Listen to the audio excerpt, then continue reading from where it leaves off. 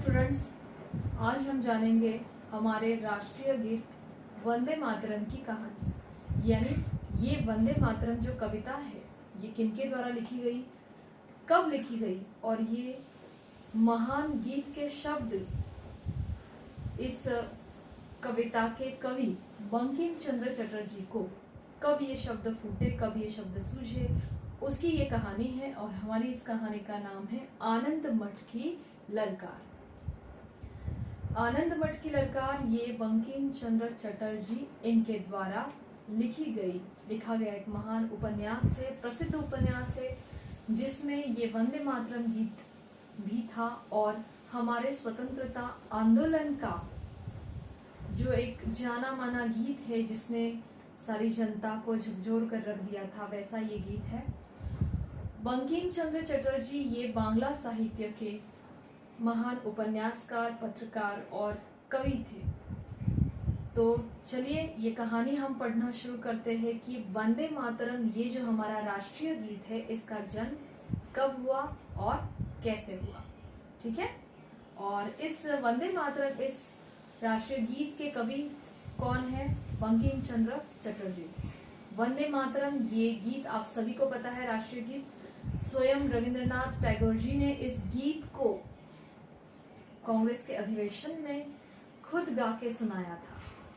तो कहानी पढ़ना, पाठ पढ़ना शुरू करते हैं। पाठ का नाम है आनंद मठ की ललकार। आनंद मठ की ललकार ये बंकिम चंद्र चटर्जी द्वारा लिखित एक सुंदर प्रसिद्ध उपन्यास है।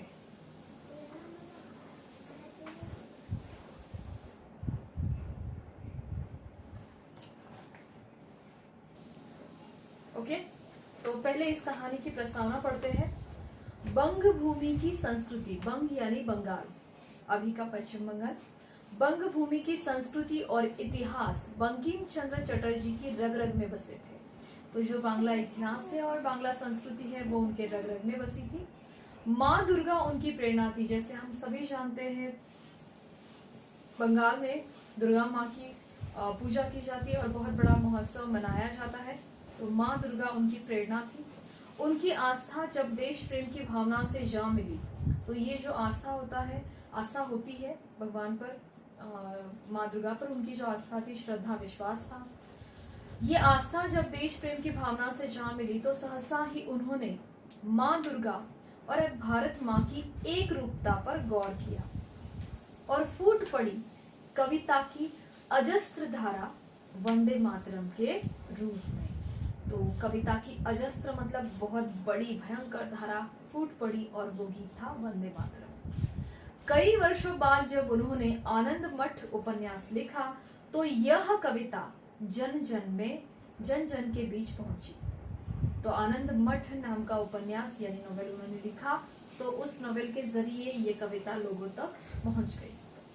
गुरुदेव रविंद्रनाथ ने 1896 में भारतीय राष्ट्रीय कांग्रेस के अधिवेशन में स्वयं इस कविता को गाकर सम्मानित किया था। तो इससे बड़ा और क्या सम्मान हो सकता है कि इतना देश के प्रति इतनी सुंदर भावना जगाने वाला ये गीत स्वयं रविंद्रनाथ जी ने गाकर सुनाया था सभी को। आनंद मठ की ललकार में इसी घटना का वर्णन है। अब कहानी पाठ पढ़ना शुरू करते हैं। बंकिम चंद्र चटर्जी खुलना जिले के डिप्टी मजिस्ट्रेट थे। डिप्टी मजिस्ट्रेट मतलब इसका अर्थ होता है जिला दंडाधिकारी। ओके, जो एक सिविल ऑफिसर होते हैं, जो छोटे मोटे क्राइम होते हैं उनको सुलझाने का काम करते हैं डिस्ट्रिक्ट लेवल पे। सो जिले के डिप्टी मजिस्ट्रेट थे। सो इसे हम डिप्टी मजिस्ट्रेट को क्या लिखेंगे? जिला दंडाधिकारी। उनके इलाके में रहने वाले मोरेल नाम का एक अंग्रेज कानून की धज्जियां उड़ाता रहता था तो उनके इलाके में। तो ये घटना कभी की है? जब हमारे देश को स्वतंत्रता नहीं मिली थी और ब्रिटिशों का शासन चल रहा था, उस समय की ये घटना है। सो बंकिम चंद्र चटर्जी जिस इलाके में रहते थे, खुलना जिले में, उनके इलाके में रहने वाला मोरेल नाम का एक ब्रिटिश अधिकारी था। ओके, एक अंग्रेज था मोरेल नाम का। जो कानून की धज्जियां उड़ाता रहता था, मतलब जो ब्रिटिशों ने बनाया हुआ कानून था उसी कानून की धज्जियां उड़ाता था। धज्जियां उड़ाता था मतलब जो कानून के नियम है उनका पालन नहीं करता था। उसको यह भ्रांति थी कि उसके मुख से निकले शब्द ही उस धरती का कानून है। उसको ये भ्रांति थी, भ्रांति मतलब भ्रम या गलतफहमी थी कि जो शब्द उसके मुख से निकलेंगे वही इस धरती का कानून है। वह स्थानीय किसानों पर जबरदस्ती नील की खेती करने का दबाव डालता रहता था। तो ये जो मोरेल नाम का अंग्रेज अफसर था, ये वहाँ के जो किसान है उस इलाके के, उन पर जबरदस्ती नील की खेती करने का दबाव डालता था, उनको प्रेशर करता था नील की खेती करने के लिए। कुछ किसानों ने इस आज्ञा की अवहेलना की। अवहेलना की मतलब उसको टुटकारा, ओके, कि उन्होंने उस आज्ञा का पालन नहीं किया, तो उनके घर जला डाले गए। तो जिन किसानों ने उसकी इस आज्ञा का पालन नहीं किया, नील की खेती नहीं की, उनके घरों को जला दिया गया और कुछ को तो गोलियों से भून डाला। तो कितने किसानों को उसने गोलियों से मार दिया। अत्याचार की यह कहानी उड़ते उड़ते बंकिम चंद्र के कानों तक जा पहुंची। उनका खून खौल उठा। उन्होंने उस अपराधी को सजा दिलाने की ठान ली। तो उन्होंने ठान लिया कि उस अपराधी को वे जरूर सजा दिलाएंगे, क्योंकि वो कौन थे? Deputy magistrate. कौन थे? Deputy magistrate. मोरेल अपने अंग्रेज होने के गर्व में एक हिंदुस्तानी छोकरे मैजिस्ट्रेट को कुछ समझता ही नहीं था। तो बंकिम चंद्र जी ने तो ठान लिया था कि उस मोरेल को वे सजा दिलाएंगे, अपराधी को सजा दिलाएंगे। लेकिन मोरेल को ये अहंकार था, ये गलतफहमी थी कि वो अंग्रेज है और अंग्रेज अधिकारी है और एक हिंदुस्तानी मजिस्ट्रेट छोकरा क्या करेगा, उसका क्या बिगाड़ देगा। बंकिम ने कानूनी कार्यवाही शुरू की तो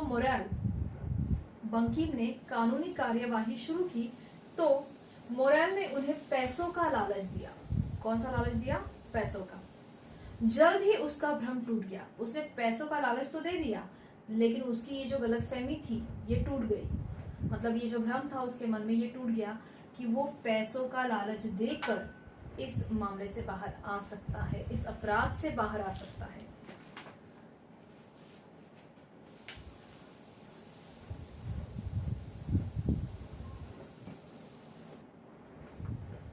बंकिम ने कानूनी कार्यवाही शुरू की तो मोरेल ने उन्हें, जल्द ही उसका यह भ्रम टूट गया और उसे यह महसूस होने लगा कि कानून का शिकंजा उसके गले में पड़ने ही वाला है।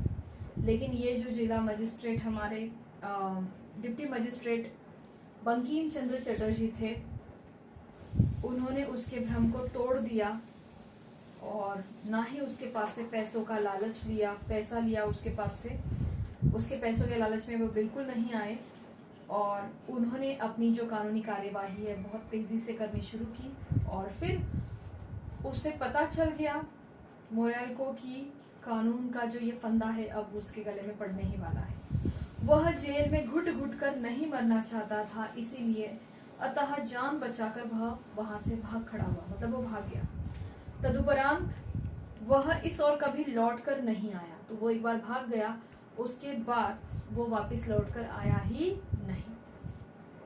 इस न्याय का समाचार जंगल की आग की तरह चारों ओर फैल गया।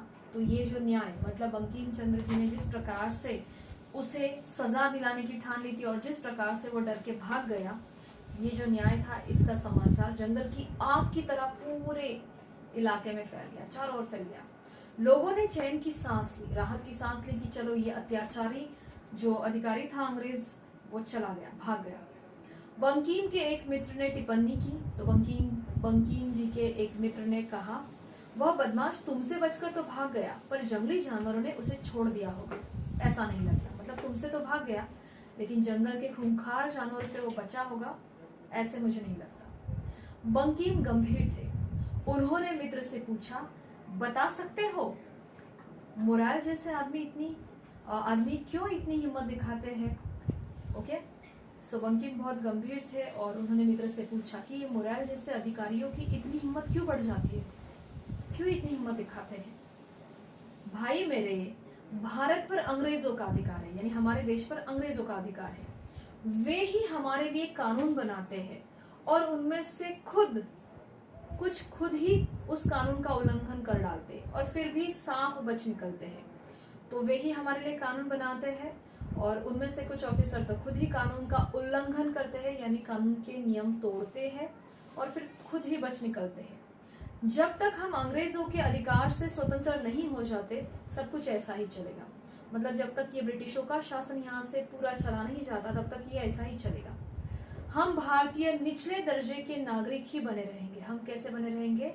निचले, यानी सबसे लोअर लेवल के नागरिक बने रहेंगे। मैं भी यही सोचता हूँ, बंकिम ने कहा। बंकिम अपने खाली क्षणों में अक्सर इसी स्थिति पर सोचते रहते। जब भी वे अकेले होते तो अकेले में हमेशा इसी स्थिति पर सोचते रहते, देश की इस अवस्था पर, लोगों की इस अवस्था पर। बंकिम अपने खाली क्षणों में अक्सर इसी स्थिति पर सोचते रहते।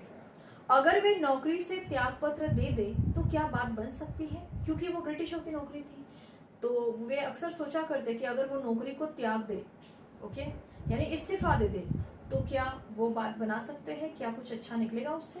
नहीं, बल्कि इस नौकरी के अधिकार से तो वे मोरल जैसे अपराधी को सजा दिला सकते हैं। तो वो क्या सोचते थे?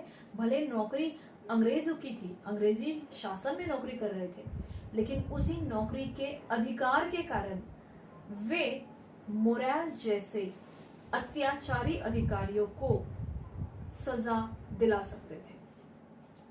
इससे लोगों का कुछ तो भला ही होता है और इससे तो लोगों को थोड़ा बहुत फायदा ही होगा, भारतीय जनता को। पर देश को आजाद कराने के लिए वे क्या करें? तो ये तो हो गया उनके इलाके की बात, लेकिन देश को आजादी दिलाने के लिए वे क्या करें? सोचते सोचते उन्हें लगा कि गुलाम देश में भी उनकी विचार प्रक्रिया स्वतंत्र है। और फिर उन्हें ऐसे दिमाग में आया कि हाँ, भले ही हम गुलामी में जी रहे हैं, लेकिन हमारे विचार तो गुलामी में नहीं है। विचारों की जो प्रक्रिया है वो स्वतंत्र है। विचारों पर किसी की रोक टोक नहीं है। उनके सोचने पर किसी किस्म का बंधन नहीं है। उनके सोचने पर किसी का कोई बंधन नहीं है। उनके 2 उपन्यास प्रकाशित भी हो चुके हैं। इससे उनकी लेखनी का आत्मविश्वास बहुत बढ़ गया था। तो तब तक उनके 2 नॉवेल्स प्रकाशित हो गए थे, छपवा चुके थे वे, और उससे उनकी लेखनी का मतलब उनकी जो राइटिंग स्किल है वो, उनका आत्मविश्वास बहुत बढ़ गया था। अभी तक उन्होंने अंग्रेजी में ही लिखा था। अभी तक उन्होंने कौन सी भाषा में लिखा था? अंग्रेजी भाषा में साहित्य यानी लिटरेचर लिखा था। अंग्रेजी साहित्य अपनी आप में बहुत समृद्ध है। अंग्रेजी लिटरेचर बहुत समृद्ध है। उस भाषा का साहित्य बंगाल में भला कौन पढ़ेगा? लेकिन बंगाल में तो बंगाली भाषा जानते हैं लोग, तो अंग्रेजी साहित्य कौन पढ़ेगा? भाषा की कठिनाई है।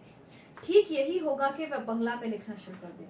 तो अगर हमें अपने लोगों में कुछ विचारों की वो ज्वाला जगानी है तो हमारी ही भाषा में यानी बंगला भाषा में ही लिखना पड़ेगा। ये सोचकर उन्होंने इस तरह से उनके विचार घर घर पहुंच जाएंगे अगर वे बंगला भाषा में लिखेंगे तो।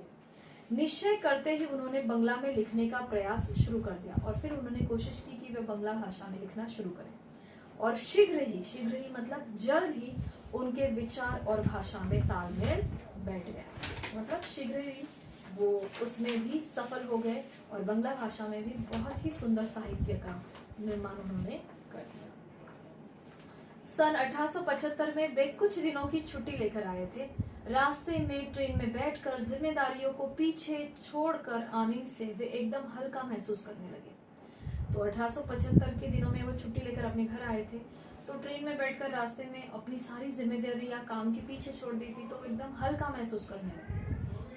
उनकी विचारधारा देश की परिस्थितियों की ओर मुड़ गई। मतलब उनके जो विचार थे, विचार करने की जो क्षमता थी, वो देश की परिस्थिति की ओर मुड़ गई। कहने को तो वे एक बड़े अफसर हैं, पर समूचे प्रशासन चक्र में उनका स्थान क्या है? एक पेच। तो उन्होंने क्या कहा, उन्होंने क्या सोचा कि कहने को तो बहुत बड़े अफसर थे अंग्रेजी प्रशासन में, लेकिन सारे प्रशासन में पूरे जो ब्रिटिश गवर्नमेंट है उसमें उनका स्थान क्या था? बस एक पेंच की तरह था। पेंच मतलब क्या? जो एक स्क्रू होता है, ओके, जो ढीला हो जाए तो पूरा मशीन खराब हो सकता है, वैसा। हाँ, ठीक ही तो है। एक पहिया यानी चक्र, एक व्हील अनेक पेंचों से कसा रहता है। वो व्हील कब अच्छे से चलता है, वो पहिया कब चलता है? जब उसमें कई ऐसे स्क्रू पेंच टाइटली लगे रहते हैं, बराबर, जिससे उसका एक भी पेंच अगर ढीला हो गया तो वो पहिया काम नहीं करता या वो मशीन काम नहीं करती। चलता तो पहिया ही है ना,